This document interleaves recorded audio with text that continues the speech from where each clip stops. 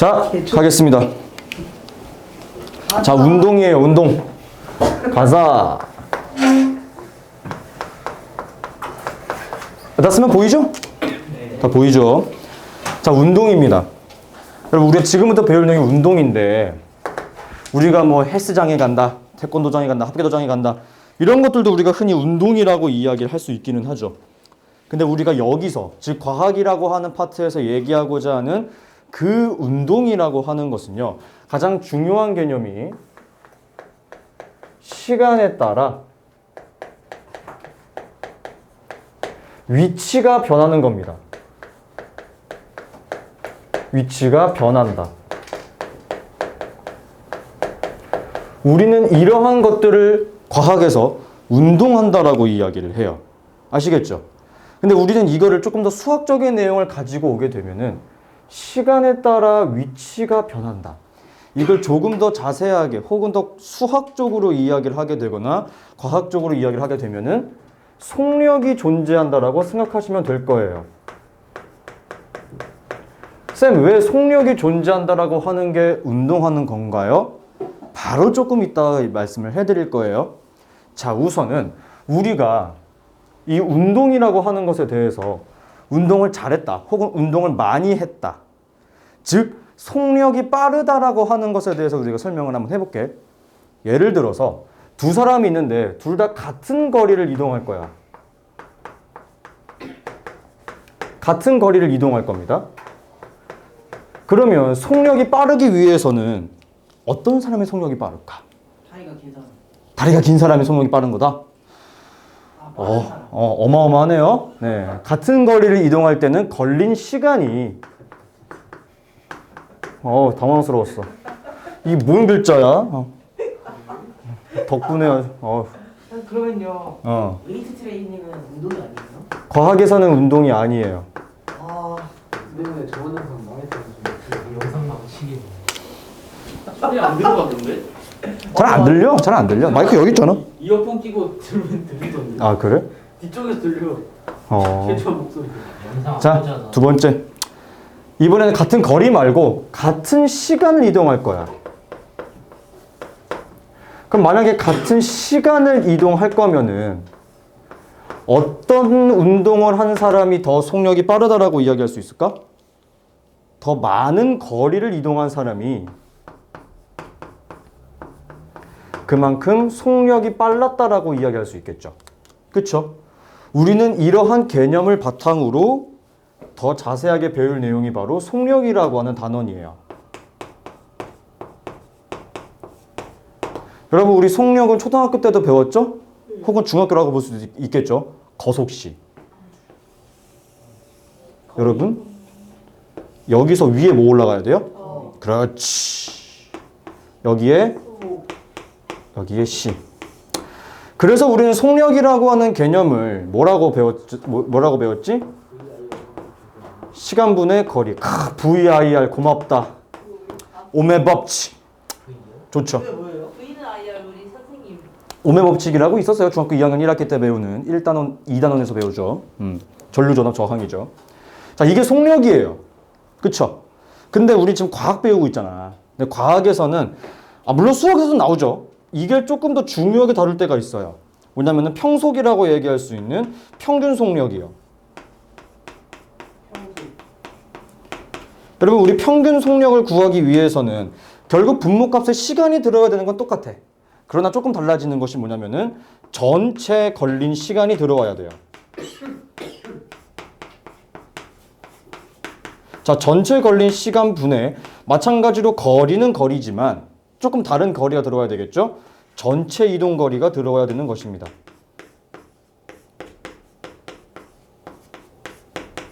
자, 이거를 굳이 제가 말씀드리는 이유는 시험 문제에서 종종 이렇게 나올 때가 있어요. 자, A가 여기 있어요. B가 여기 있습니다. 자, A에서 B까지가 400m야. 오케이? 그리고 B에서 집까지의 거리가 100m야. 근데 내가 오줌보가 터질 것 같은 거야. 너무 화장실이 급해가지고 A에서 B까지 오는데 10초 걸렸어. 와, 우사인 볼트보다 빠르다, 야. 우사인 볼트가 100m 기록이 9초 56인가 43인가 그렇죠? 근데 400m를 10초에 왔어. 와우, 어마어마한 속도네. 근데 와, 뛰어오느라고 힘을 다 쓴 거야. 그래서 B에서 집까지 100m밖에 안 되는데 20초 걸렸어. 되게 천천히 간 거. 이것도 느린 속도는 아니죠, 그래도. 근데 여러분 볼게요. 누가 봐도 A에서 B로 가는 거의 속도가 더 빨라요. 그쵸? 그리고 B에서 집으로 가는 것에 대한 속력은 더 느리죠. 하지만 우리는 시험 문제에서 종종 물어보는 게 무엇을 물어볼 거다? 평균적인 속력에 대해서 물어볼 거다. 그럼 전체 걸린 시간은 몇으로 잡아야 되는 거죠? 30. 전체 이동 거리는 500. 그쵸? 이거 반드시 다룰 수 있어야 될 것 같습니다. 그 다음은 나는 개인적으로 과학이라고 하는 과목 혹은 그쵸, 과학이라고 하는 과목을 공부할 때 나는 어렵다라고 생각하는 그런 내용들이 뭐냐면은 기본 개념이 너무 어려워. 그래서 문제 적용이 좀 어려운 것들. 난 그걸 되게 어렵다고 생각을 하고요. 두 번째로는 기본 개념은 그렇게까지 어려운지 모르겠어. 근데 시험 문제가 겁나 어렵게 나오는 거. 그럴 수 있죠. 응용 활용이 되게 심한 거. 나는 그 두 가지를 특히나 어렵다라고 이야기를 하는데 이거는 난 더럽다고 이야기를 해. 더럽다고 이야기를 해. 이게 영상에 그대로 들어갈 거죠. 더러운 거예요. 왜냐면은 이씨 우리 지금 과학 배우고 있잖아. 과학이잖아. 과학적인 내용 뭐 그런 게 나와야 될 거잖아. 근데 수학이 나오면 좀 더럽지 않니? 짜증나는 거 아니야? 그래서 이게 수학이 나와요. 뭐가 나오느냐? 단위 변환. 야, 차라리 그래프 문제는 좀 덜 더러워. 왜? 과학적인 내용을 그래프로 표현한 것 뿐이니까. 그건 그럴 수 있어. 얘는 진짜 단순 계산 문제야. 뭐냐? 여러분 우리는 알고 있을 겁니다. 속력의 단위는 크게 두 가지예요. 킬로미터 퍼 아워 그리고 미터 퍼 세컨드. 무엇을 할 거냐? 우린 지금부터 36km 퍼 아워의 속력을 미터 퍼 세컨드로 바꿔줄 거예요. 자, 이걸 어떻게 바꿔야 되는 것인가? 천천히 한번 해보자면은 여러분 결국 이 36km per hour라고 하는 것의 의미에 대해서 생각을 한번 해볼게요. 이게 결국 무엇을 의미하는 거냐면은 한 시간에 얼마나 가는 거야? 그렇지, 36km 가는 거죠. 근데 우리는 이것을 결국에 무엇으로 바꿔줘야 되는 거야? hour를 뭘로 바꿔줘야 돼? 초지, 세컨드라 그랬잖아. 초지. 그럼 여러분 한 시간은 몇 초예요? 그렇지, 3600초죠. 왜? 한 시간은 60분이니까 한 시간에 내가 60 곱해가지고 60분 된 다음에 1분은 60초니까 또 60 곱해주면 되겠죠? 3600. 그 다음은 36km는 몇 미터예요? 36,000. 공 3개 붙어야 되겠죠? 36,000 미터. 그 다음 뭐 해줘야 돼? 약분. 몇 나옵니까? 10 미터 퍼 세컨드. 근데 이런 식의 계산 문제가 나올 때가 있어요. 쌤 이거 뭐 한두 번 하는 거야 뭐 어렵지 않을 것 같지 않습니까? 어렵지 않을 수도 있어요. 그러나 문제에서는 이렇게 나오겠죠. 가장 빠른 거. 가장 빠른 거. 1번부터 5번까지 다 해봐야지만 알 수 있는 가장 빠른 거 구하기. 또 하겠죠? 가장 느린 거. 그리고 여러분 과학에서 더 좋아하는 문제 유형은 뭐예요? 나열하기. 순서대로 나열하시오. 저건 4개만 해도 스트레스 받아요 이런 거. 그쵸? 네, 이런 식으로 나오는 경우도 있으니까 알아두셨으면 좋겠고요. 그 다음은 우리가 이 속력이라고 하는 개념이 결국 빠르다라고 하는 것도 있고 느리다라고 하는 것도 있고 그 다음은 빨라진다도 있고 느려진다도 있겠지. 그거에 대한 것들을 우리가 한번 다뤄보도록 할 거야. 근데 우리가 그걸 어떻게 확인을 할 것이냐면요. 이걸로 확인해 볼 거예요. 다중섬광 사진으로.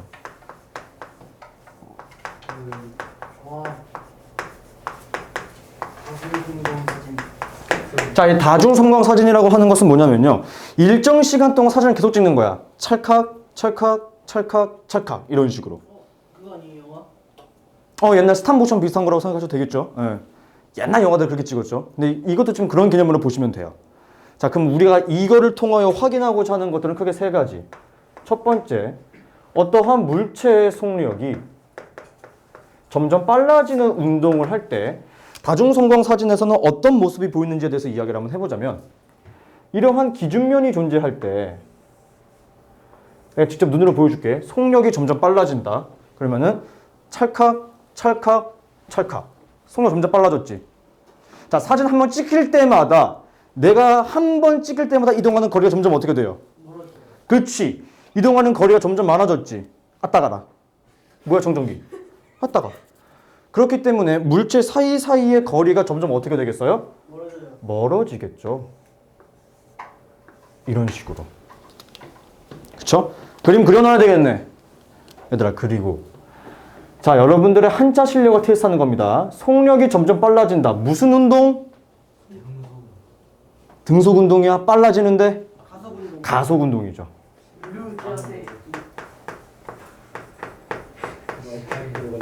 가속 운동. 두 번째, 이번에는 그럼 반대로 속력이 점점 느려지는 거예요. 그러면 이 가속 운동과 정반대적인 모습을 보이게 되겠죠. 즉, 물체 사이의 거리가 점점 어떻게 될 것이다? 줄어들 것이다. 이렇게. 그럼 이 친구는 무슨 운동한다라고 볼 수 있어요? 그렇지, 감속 운동. 이런 측면에서는 아직까지 한자를 버릴 수가 없죠. 다 한자잖아요. 그죠? 저 3급까지 땄죠. 잘했네. 자, 세 번째. 우리는 이거에 조금 더 추진해서 봐야 될 것 같아요. 세 번째로 배울 내용이 바로 속력이 일정한 겁니다. 속력이 일정하다. 자, 속력이 일정하게 되면은 내가 사진 찍힐 때마다 이동하는 이동 거리가 어때요? 일정하겠죠. 그렇죠? 그러므로 물체 사이사이의 거리가 일정할 것이다. 우리는 이러한 운동을 뭐라고 부른다? 등속 운동이라고 불러요.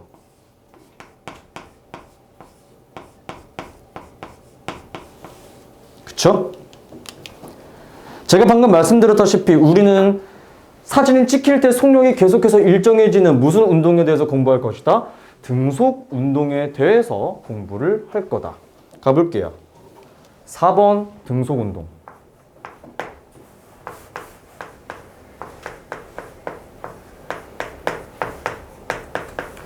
자, 중요한 가장 기본적인 내용들은 다 지금 제가 설명을 했어요.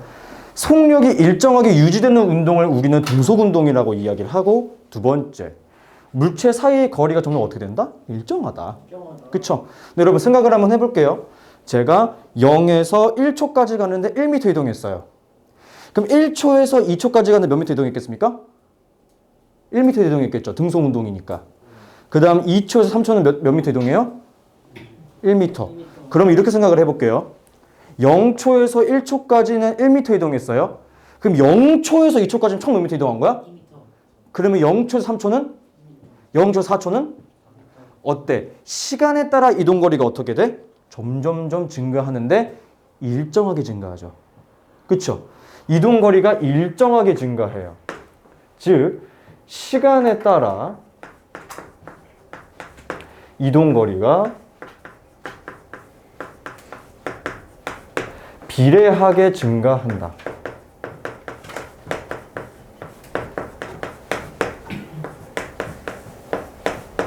그쵸? 이게 바로 등속 운동의 가장 중요한 개념이고요.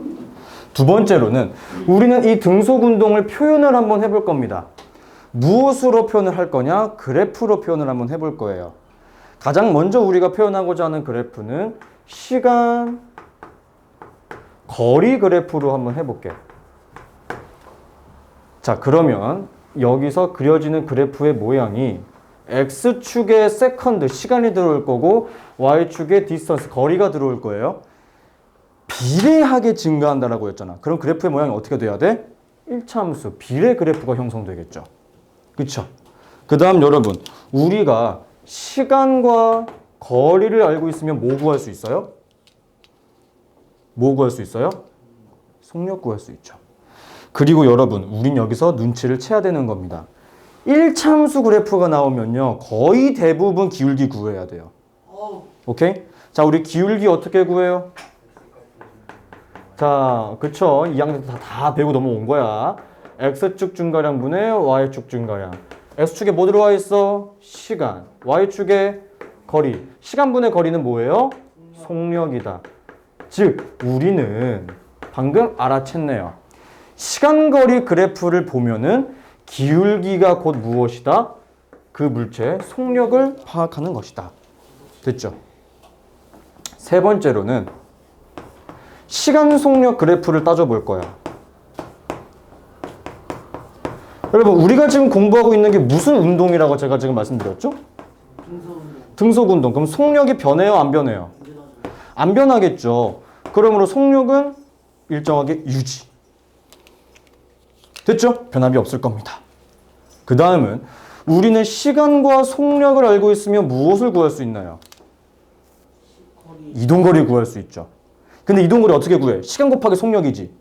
우리 여기서 시간 곱하기 속력하면 뭐 돼? 결국 그래프 아래 넓이겠네요. 그쵸? 그래서 우리는 여기서 시간 속력 그래프를 파악하시게 되면은 그래프 아래의 넓이가 결국엔 무엇을 의미한다? 이동 거리를 의미한다. 이것까지 답 지을 수 있겠죠? 됐죠? 자, 그 다음으로는 제가 이 그래프에 대한 문제를 조금 더 자세하게 한번 다뤄줄 예정입니다. 만약에 같은 모양일 때에 대해서 내가 한번 설명을 해볼 거야. 자, 추가 내용이라고 알아두시면 좋을 것 같아요. 그래프 정리예요. 그래프의 정리야. 자, 우리가 그래프의 정리를 한번 해볼 건데 어떤 식으로 할 거냐? 여러분, 만약에요. 시간 거리 그래프가 있어. 시간 거리 그래프가 있는데 여러분, 만약에 시간 거리 그래프가 이렇게 형성이 되면은 시간에 따라 이동한 거리가 있는 거야, 없는 거야? 없는 거지. 그럼 결국 저 물체는 지금 이동을 한 거야, 안 한 거야? 안 하는 거죠. 그러므로 어떻게 얘기할 수 있다? 정지했다. 혹은 속력이 있다, 없다? 없다. 이렇게 얘기할 수 있어야 되겠죠. 굉장히 중요한 개념이에요. 오케이? 근데 여러분, 제가 그 다음 말씀드리고 싶은 건 이 내용이에요. 시간 속력 그래프에서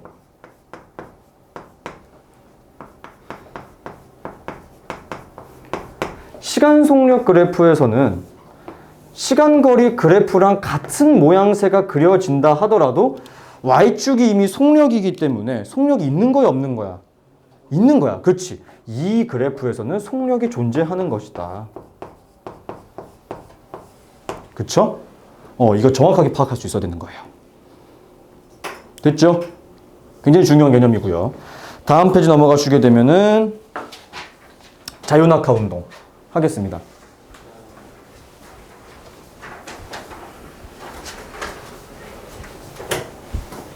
저 되니? 네. 지울게요.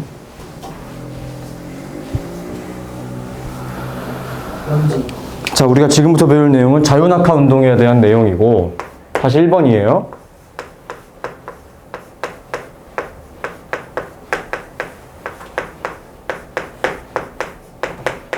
자, 우리는 이 자유낙하 운동이라고 하는 것을 공부하면서 가장 먼저 기억하셔야 될 게 있어요. 우리는 이 자유낙하 운동을 실험을 할 때 반드시 이런 공간에서, 이런 곳에서만 실험을 진행합니다. 그게 뭐냐면은 공기가 없는 상태. 그렇지. 혹은 공기 저항이 없는 상태에서 실험을 진행해야 돼요. 되게 좋은 얘기 해줬죠.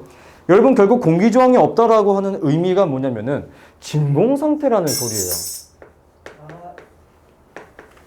깜짝이야. 들릴 때부터 알아봤다. 진공 상태라는 소리고요. 여러분, 결국 진공 상태라고 하는 것은 뭐라고 얘기하면 좋을까? 또 하나 표현. 마찰이 없다라고 얘기할 수 있는 거예요. 오케이? 즉, 시험 문제에서 괄호 열고 단점. 공기 저항은 없다. 진공 상태이다. 혹은 마찰이 없다. 이 세 가지 단어가 나오게 되면 그냥 다 똑같은 소리다. 그 셋 중 하나가 나오게 되면 다 똑같은 소리다. 이거 생각하시면 될 것 같아요. 됐죠? 자, 그 다음은요. 이 자유낙하 운동에서 기억하셔야 될 첫 번째네요. 즉, 어떠한 물체가 떨어지는 낙하 운동인데, 낙하할 때 공기 저항이 없기 때문에 이 물체는 작용하는 힘이 딱 한 가지밖에 없어요. 뭐만 있느냐? 중력만 있어요. 오로지 중력만 작용한다.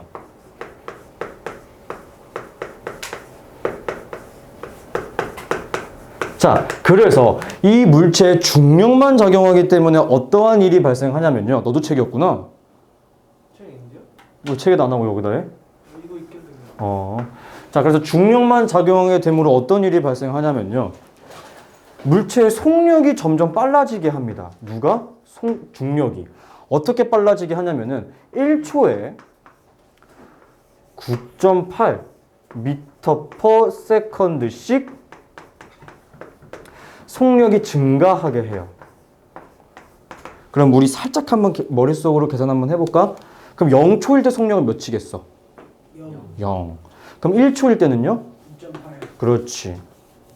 누가 암산이 빠른가? 2초 때는? 9.6. 벌써 버벅여? 세 번째는? 3초 때는? 28.4. 이렇게 되겠죠. 농담한 거야, 농담. 자, 그러므로 이 친구는 속력이 점점 빨라지죠. 네. 그렇기 때문에 등속 운동은 시간에 따라 비례하게 이동 거리가 증가하지만 이 친구는 속력이 점점 빨라지므로 시간에 따라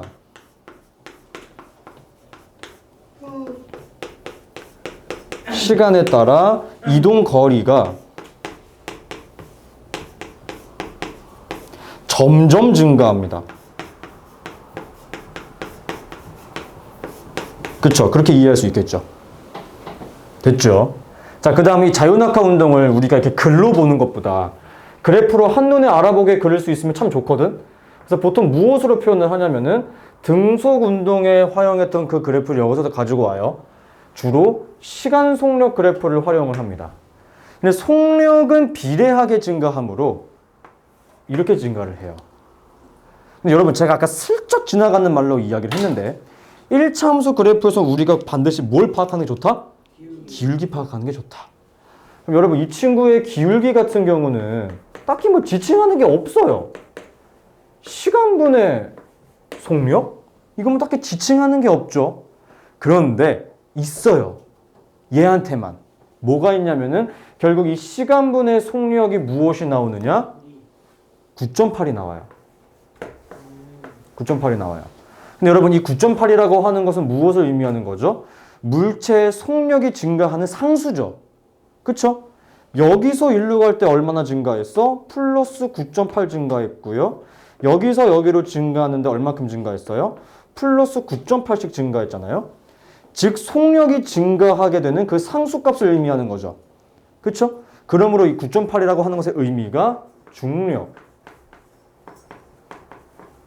가속도, 상수라고 합니다. 오케이? 이게 굉장히 중요한 얘기고요. 자, 그 다음은 시험 문제에 너무나도 단골 친구, 심지어 고등학교 1학년 때도 나와요. 똑같은 내용 나와요. 달라지는 거 하나도 없이 똑같은 내용이 나옵니다. 뭐냐면은 진공과 공기 중에서 낙하를 할 겁니다. 진공 상태에서 물체를 떨어뜨리고 공기 중에서 물체를 떨어뜨리게 되었을 때 어떠한 변화점이 생기는가에 대해서 공부를 할 거예요. 천천히 한번 가볼게요. 근데 여러분, 우리가 미리 알고 있어야 되는 상식은 하나가 있습니다. 무엇이냐? 누가 봐도 쇠구슬이 깃털보다 무겁겠지? 그쵸? 질량. 그러면 일반 공기 중에서, 지금 이 강의실에서, 오케이? 공기 중에서 두 물체를 동시에 떨어뜨릴 거야. 그럼 누가 먼저 떨어져? 쇠구슬. 그렇지. 너무나 당연하죠. 즉 공기 중에서 우리가 낙하 속도를 비교한다라고 하면은 너무나 당연하게도 쇠구슬이 먼저 떨어질 것이기 때문에 쇠구슬의 낙하 속도가 깃털보다 빠르다라고 이야기할 수 있겠죠. 그쵸? 그럼 여러분 깃털이 어떻게 떨어지길래 더 늦게 떨어지는 거지? 팔랑팔랑 거리지.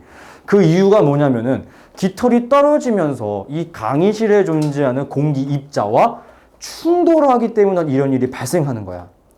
즉 이러한 결론이 나오는 이유가 뭐다? 공기에 저항이 존재하기 때문에 이러한 실험 결과가 나오게 되는 겁니다. 진공 상태에서 무게 달라도 똑같이 떨어져요? 그거를 설명할 거예요. 두 번째, 방금 질문이 나왔죠. 쌤, 그러면은 진공 상태에서는 물체 무게랑 상관없이 동시에 떨어지나요? 네, 와우. 동시에 떨어져요. 그거 본 것 같아요. 무슨 갈릴레오가. 맞아요. 피사사탑에서. 맞아요. 그러니까 실제로 실험을 진행한 건 아니고요. 이렇지 않을까라고 하는 사고 실험에서 이러한 결론에 도달한 거예요. 대단한 사람이죠. 그럼 진공 상태에서는 낙하 속도가 어떻게 되느냐? 팔랑팔랑 떨어지지 않을 거야, 깃털이. 그치? 그럼 뭐 그냥 둥 떨어지겠네? 근데 어떻게 떨어지는 거야? 1초에 9.8의 속력을 받으면서 떨어질 거야. 누구랑 똑같이? 쇠구슬이랑 똑같이. 그래서 동시에 떨어져요. 오케이? 그러면 진공 상태에선 이러한 결론이 왜 도출되는 것이냐? 공기 저항이 없기 때문에 이러한 결론이 나오는 거예요. 공기 중에서는 공기랑 똑같이 받는데 무거워서 영향을 덜 받는 거예요? 그런 것 무거워서라고 생각하시려 그렇죠. 무거워서가 맞아요. 무거워서. 그러니까 중력이 공기 저항의 힘을 이기고 더 빠르게 떨어지는 거라고 생각해도 되는 거죠. 오케이? 자, 그러면 이제 질문이 생기겠지. 아니 쌤, 진공 상태 공기가 없다고 뭐 중력의 크기가 커지는 것도 아니고 공기가 있다고 중력의 크기가 작아지는 것도 아닌데 대체 왜 이러한 결론이 나오는 건가요? 혹은 여러분 우리는 배웠죠. 중력이라고 하는 게 뭐예요? 중력이 뭐예요? 중력? 공기가 끌어당기는 뭐라고? 끌어당기는 힘이 다른 거. 그렇죠. 즉 지구가 당기는 힘이에요. 쌤, 그러면 누가 봐도 쇠구슬이 더 무거우니까 쇠구슬이 더 많이 당겨지고 있는 거 아니에요? 이렇게 생각을 해야 돼, 얘들아. 우리는 이 중력이라고 하는 것을 이렇게 생각을 해야 돼. 지표면에서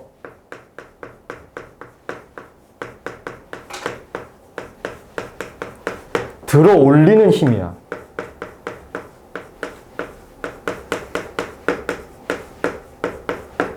자, 얘들아, 내가 만약에 지금 땅바닥에 떨어져 있는 펜을 집어 올리는 게 쉬울까? 칠판을 집어 올리는 게 쉬울까? 왜? 가볍잖아. 즉, 뭐냐면요. 공기 저항이 없을 때는 땅바닥에 둘 다 붙어 있다고 가정을 했을 때 들어 올리는데 지표면에서 이걸 떨어뜨리는데 필요한 힘이 더 큰 게 바로 중력의 크기예요. 아시겠죠? 쌤, 그러면 이거 떨어지는 거랑 무슨 상관이 있는 거예요? 아무 상관이 없어요. 이해했지? 즉 우리는 여기서 이러한 결론을 낼 수 있는 거라고. 결국은 즉 중력의 크기와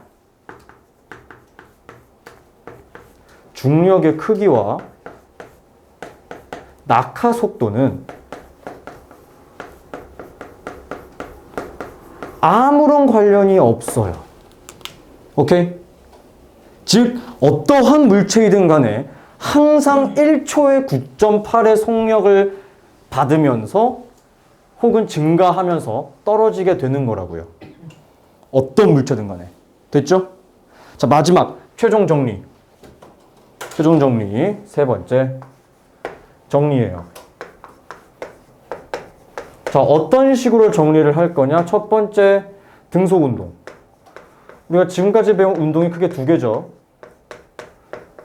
등속 운동 같은 경우는 시간 속력 그래프로 나타나게 되었을 때 속력이 일정한 운동을 그리고 있죠? 그쵸? 그리고 두 번째, 자유낙하 운동은